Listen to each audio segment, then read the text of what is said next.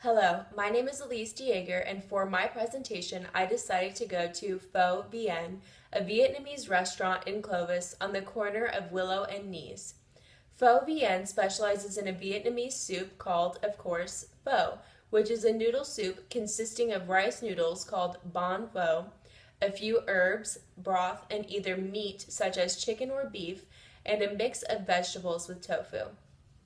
It is a delicious soup and is particularly nice to eat during the colder seasons.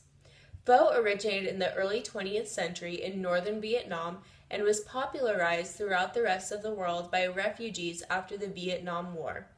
Pho's exact origins are poorly documented, so there is a significant disagreement over the cultural influences that led to its development in Vietnam, as well as the origins of the word pho itself.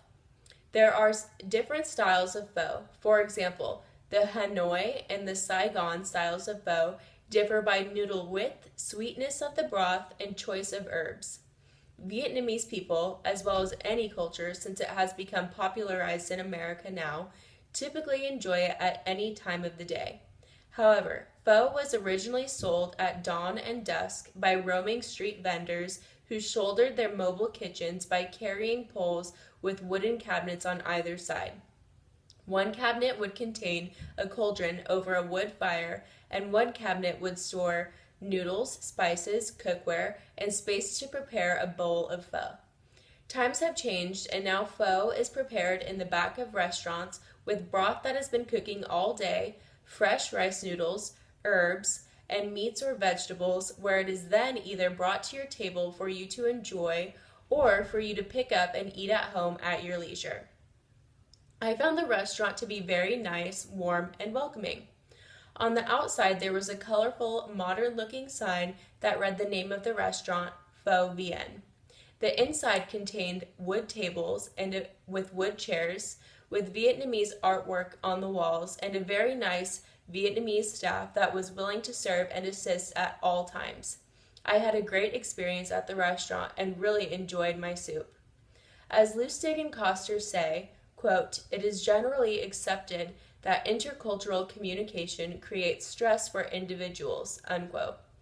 The staff at the restaurant were completely Vietnamese and as such had thick accents. This caused me to participate in, quote, "competent intercultural communication, which must be perceived by those involved, it must be appropriate, and it must be effective to achieve the desired personal outcome," unquote, as stated by Lustig and Coster. I also experienced Vietnamese cultural patterns during my experience at the restaurant, which Lustig and Coster also define as, quote, "shared beliefs, values, norms, and social practices that are stable over time and that lead to roughly similar behaviors across similar situations," unquote. Vietnamese and Asian cultures in general are typically quite different from American culture, but both the servers and employees of the restaurant, as well as the patrons, which were majority American, were respectful of each other, which made for a wonderful eating experience. I also noticed during my time at the restaurant that Americans and Vietnamese people have different, quote, "social relations orientations," unquote, in each culture. As defined by Lustig and Coster, quote, "The social relations orientation describes how the people in a culture organize themselves and relate to one another," unquote.